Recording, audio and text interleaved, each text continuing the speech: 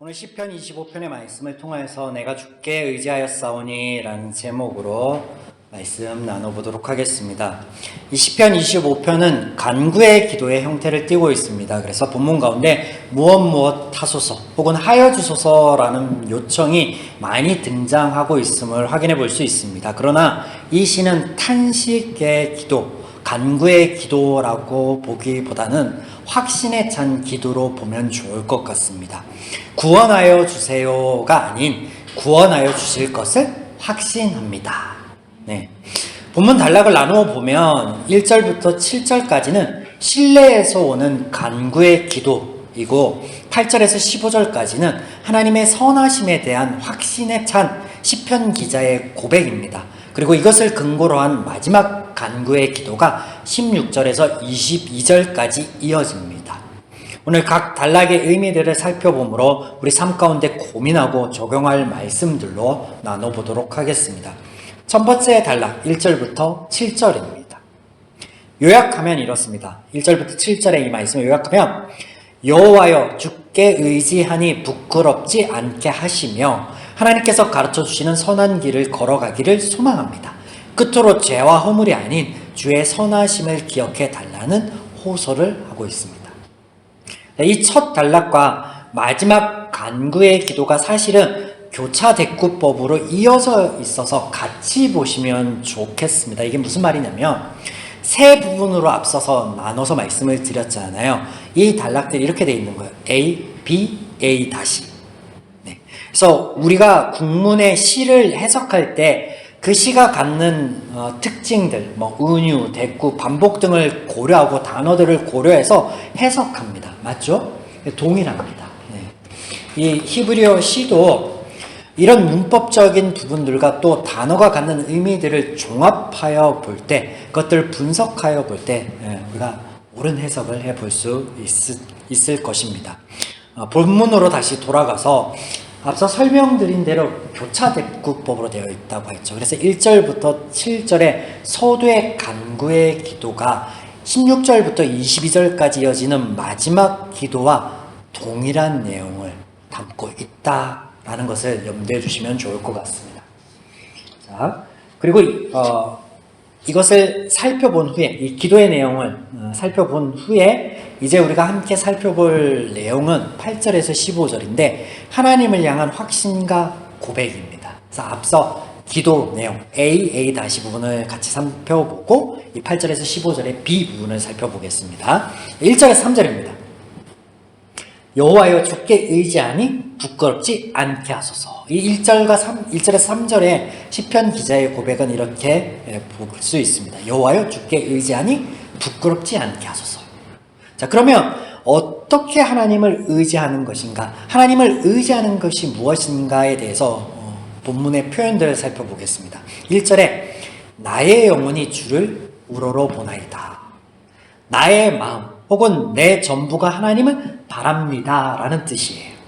여기 영혼으로 번역된 단어는 매우 광범위한 뜻을 가지고 있습니다. 주로 영혼이나 생명이라는 단어로 사용되고 있지만 자아, 피조물, 마음, 실존, 감정, 열정이라는 많은 뜻들을 포함하고 있습니다. 더불어서 우러러 보다라는 이 단어는 들어올리다, 받아들이다 라는 뜻과 더불어 운반하다, 던지다, 열망하다, 갈망하다 라는 뜻도 가지고 있습니다.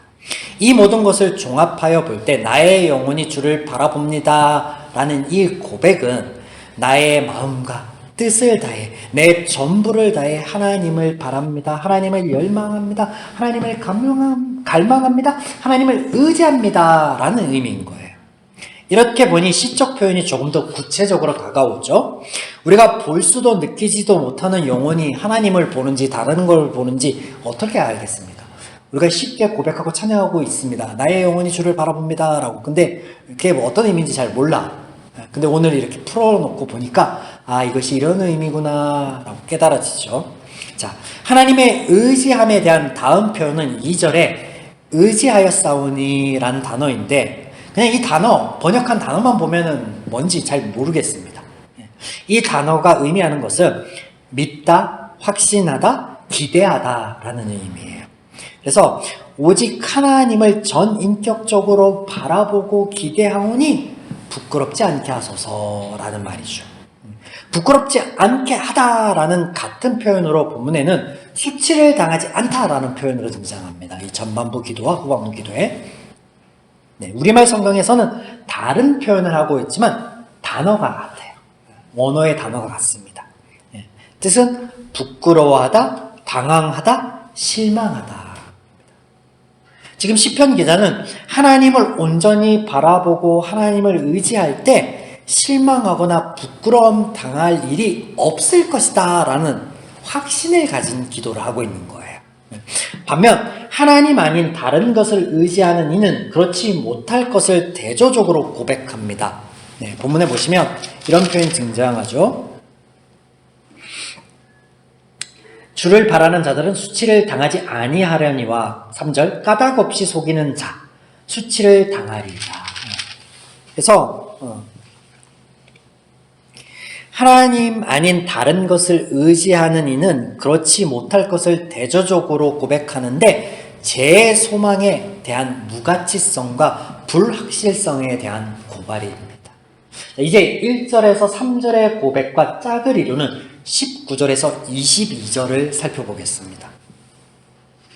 여기 하나님을 의지하며 바랄 때 부끄럽거나 당황하고 실망하지 않을 수 있는 근거에 대해서 여기에 등장합니다. 자, 바로 성실과 정직으로 나를 보호하시는 이스라엘의 하나님입니다.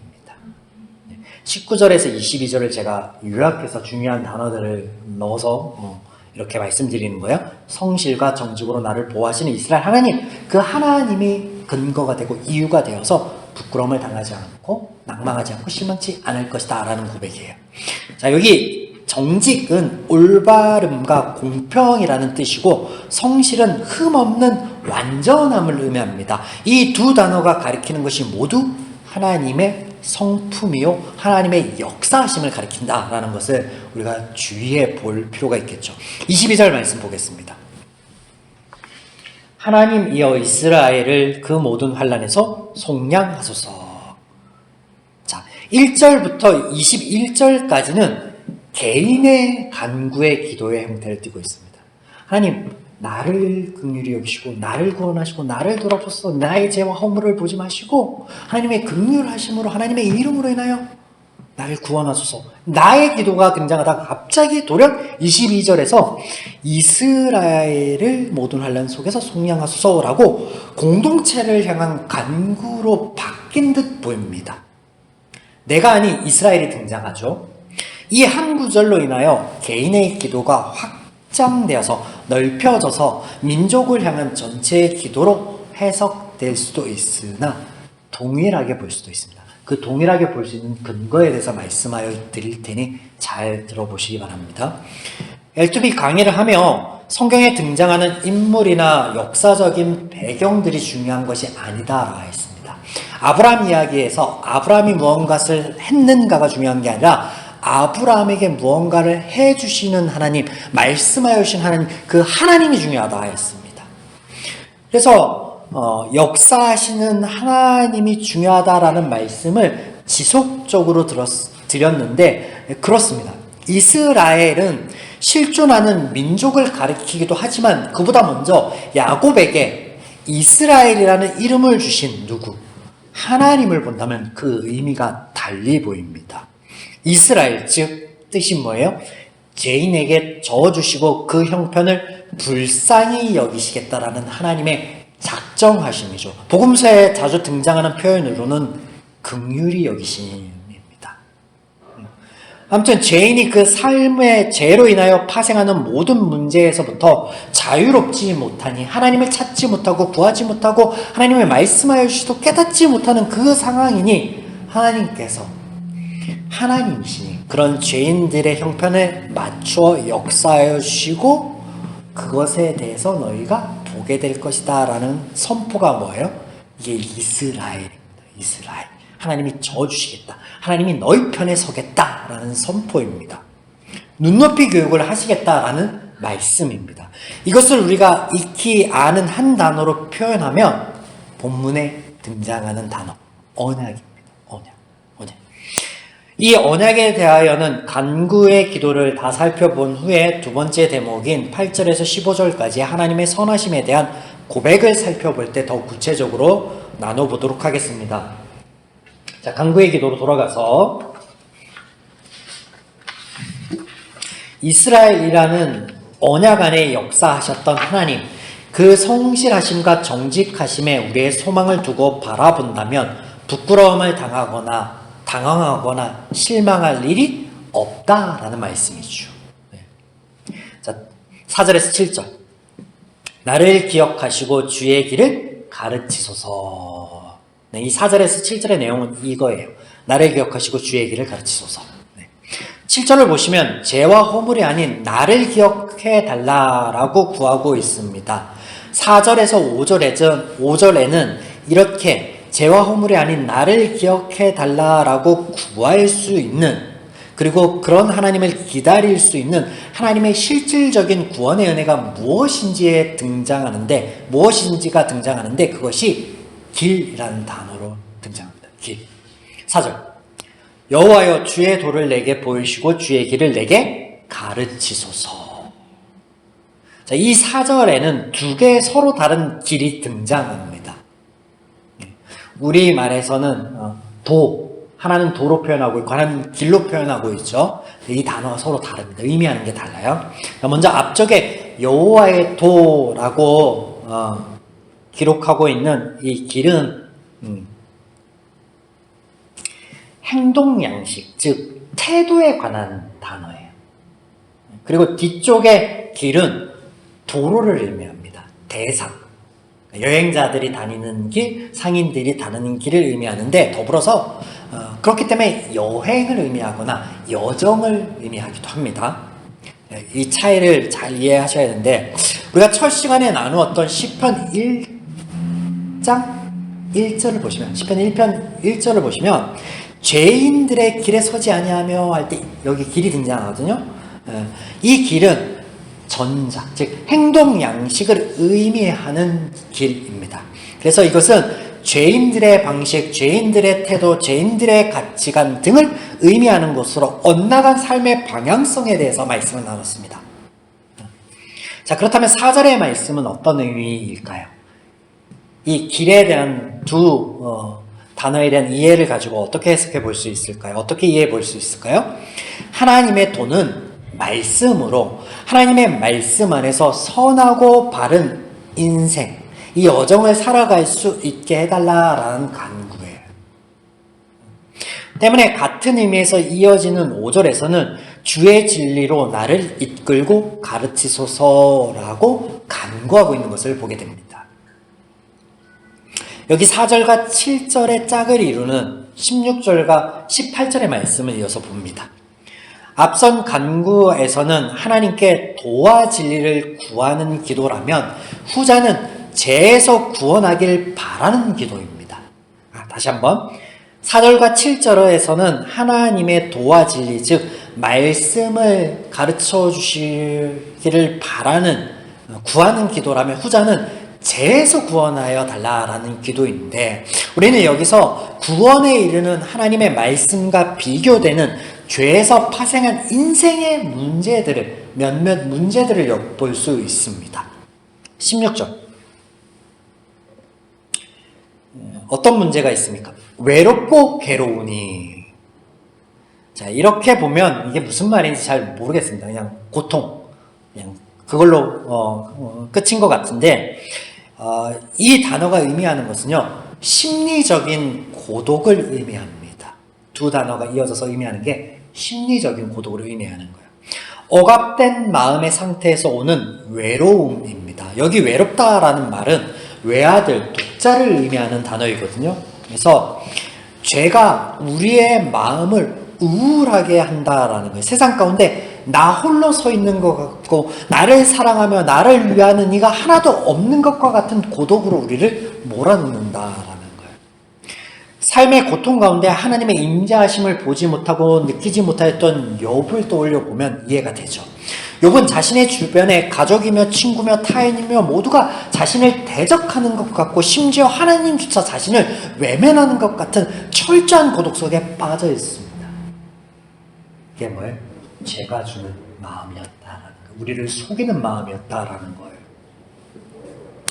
본문에서는 이것이 제가 가져오는 것이다 라고 말씀하고 있습니다. 자, 다음 17절. 마음의 근심. 이 마음의 근심의 실체에 대해서 본문 2절과 19절에는 원수라는 단어를 사용해서 설명하고 있습니다.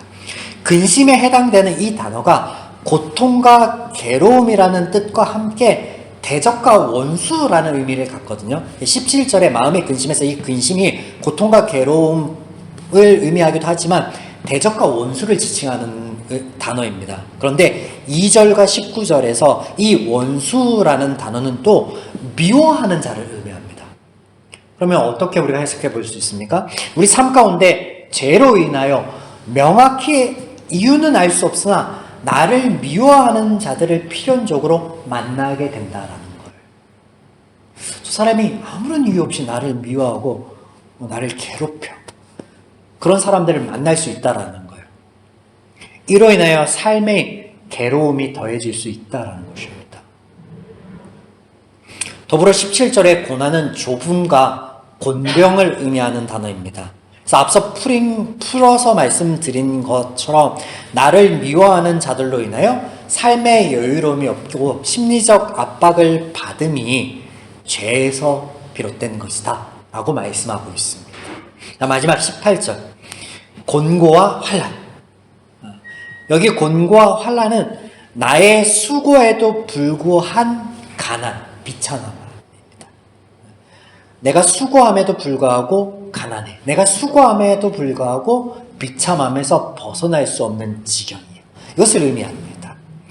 콩 심은데 콩 나는 것은 너무나 자연스러운 것입니다. 당연한 것이에요. 이것이 하나님의 법칙입니다. 그러나 세상에는 콩 심은데 콩을 얻지 못하는 경우가 더러 있습니다. 아니 내가 심은 것을 다른 이가 취하는 경우도 있다라는 거예요. 뭐 때문에? 죄로 인해서. 네. 여기 수고라는 단어는 환난으로 번역된 단어입니다. 이는 진절이 나는 노역을 의미합니다. 원어의 의미가 뭐냐면 노역과 노고를 의미한다는 거예요. 나의 노역과 나의 노고에도 불구하고 벗어날 수 없는 어떤 비참함, 벗어날 수 없는 어떤 가난의 문제가 있다. 그래서 하나님의 말씀 안에서 이것을 이해하지 못하는 세상 사람들이 주로 하는 말이 뭐예요? 흑수저니 금수저니 개천에서 용이 났니 뭐 이런 말들이죠. 네. 이런 우리의 삶, 죄로부터 구원은 하나님의 도뿐이다라고 오늘 말씀에서 우리에게 가르쳐 주시고 계십니다. 우리의 인생은 하나님의 동행하심과 위로하심이 없이는 걸어가기 어려운 길이다, 여정이다라는 거예요. 내적 외적 환난이 늘 우리를 따르고 있다라는 것입니다. 공감하십니까? 자, 이제 8절에서 15절까지의 하나님의 선하심에 대한 고백 안에 이 하나님의 도가 무엇인지 알아보도록 하겠습니다. 8절.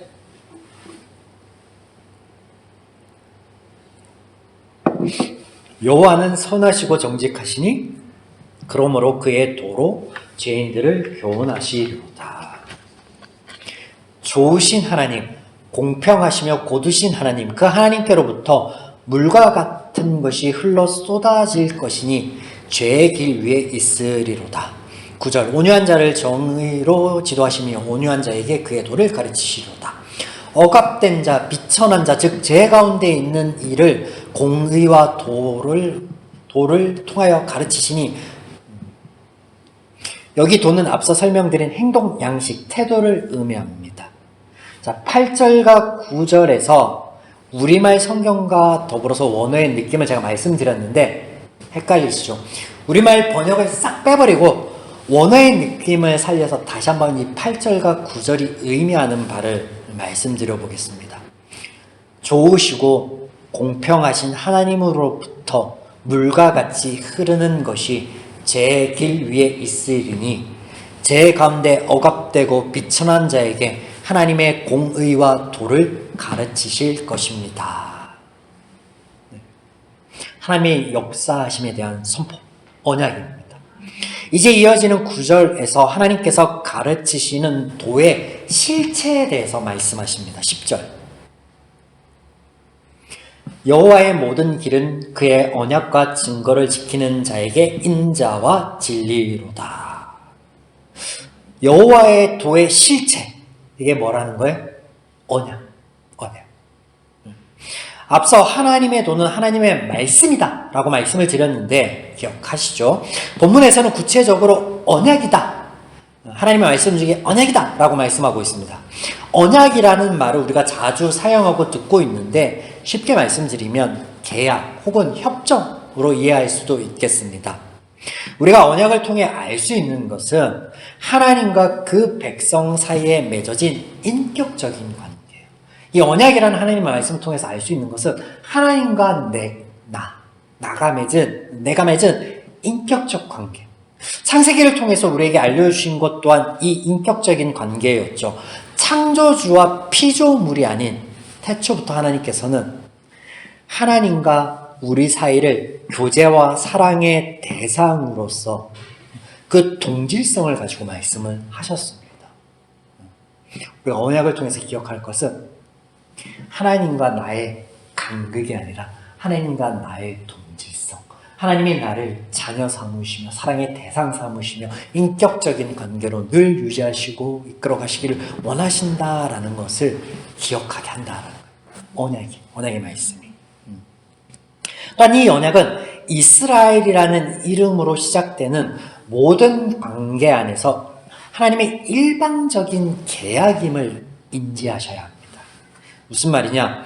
처음 하나님으로부터 언약을 받은 아브라함을 떠올려 보시기 바랍니다. 고대 근동에서 두 사람의 혹은 집단 간의 계약을 맺을 때는요, 동물을 반으로 쪼개고 그 사이를 서로 같이 지나갑니다. 의미가 뭐냐면 이 언약을, 이 계약을 지키지 않으면 이 동물과 같이 철저하게 파괴될 것이다. 지키지 않은 자는. 그런 의미인데 아브라함의 이야기에서는 누구만 거기를 지나갔어요? 하나님만 홀로 그 길을 지나가셨습니다. 뭐예요? 하나님께서 죄인을 위해 져주시며 말씀하여 주시며 그 말씀하여 주신 것, 언약을 어떻게? 하나님께서 신실하게 정의롭고 공의롭게 지키시겠다라고 선포하시는 것으로 은혜예요. 언약은 은혜입니다. 이런 의미에서 여기 10절의 길은 행동 양식이나 태도를 가리키는 단어가 아닌 여정을 가리키는 단어로 사용되었습니다. 앞서 길이 다르다라는 거 말씀드렸죠. 네. 이게 어떤 의미예요? 하나님께서 우리 인생 가운데 동행하시며 보여주시는 그 하나님의 여정, 그 하나님의 일하심, 그 신실하신 모습을 의미하는 거예요. 언약을 신실하게 지켜가시는 그 모든 발걸음들을 말씀하시는 것이다. 그러므로 하나님의 말씀은 지켜서 복을 받고 지키지 않아 벌을 받는 상벌의 의미가 본질상 아닙니다. 언약의 측면에서 볼 때 7절과 11절에서 우리 죄와 허물을 돌아보지 마시고 사하여 달라 간구할 수 있는 근본적인 이유가 여기에 있습니다. 언약에 있다라는 거예요.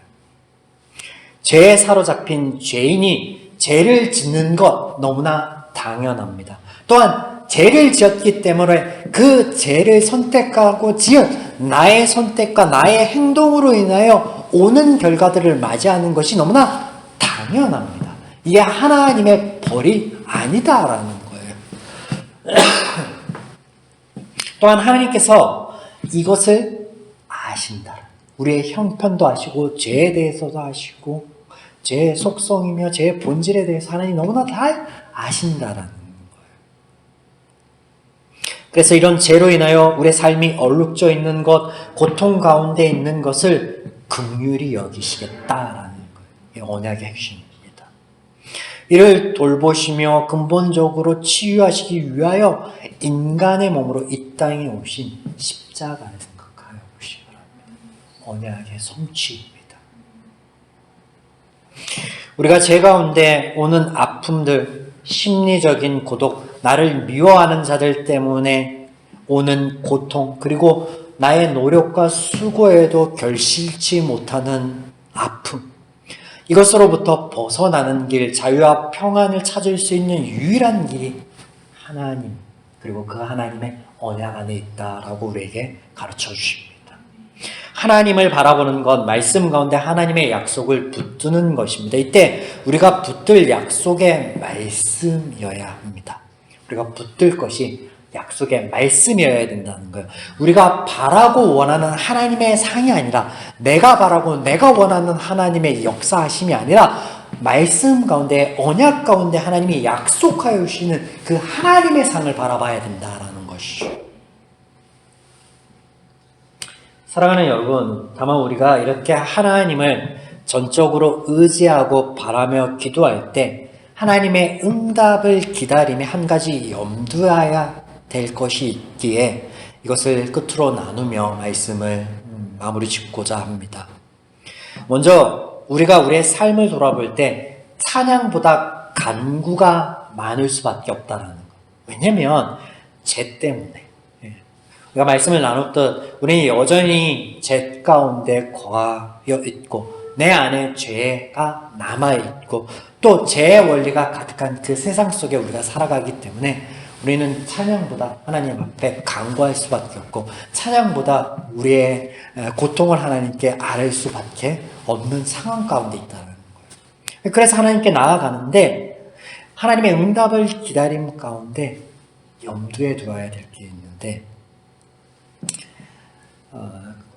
그것은 무엇이냐면 응답을 기다릴 때 있는 긴장입니다. 긴장. 가장 선하고 아름다운 것, 좋은 것이 있다면 하나님께 기도하고 난 후에 즉각적으로 찾아오는 평안함이겠죠. 한나의 기도처럼.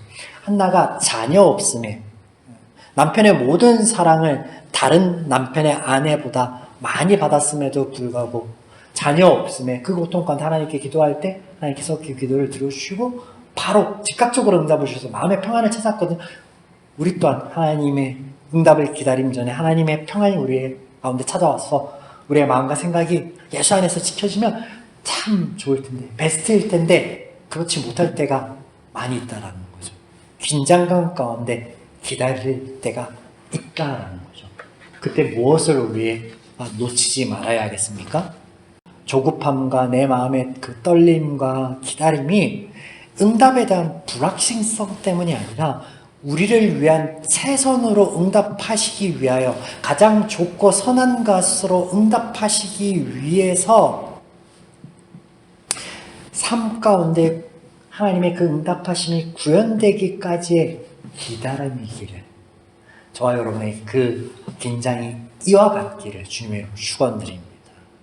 또한 하나님의 응답하심을 하나님의 마음과 가치관으로 바라볼 수 있었으면 좋겠습니다. 그래서 그 말씀 안에서 우리가 기도하고 말씀 안에서 하나님의 응답을 바라보고 기다림으로 그 모든 여정이, 그 모든 과정이 이 시편 25편의 말씀처럼 확신에 찬 기도이요 고백이기를 주님의 이름으로 축원드립니다. 아멘.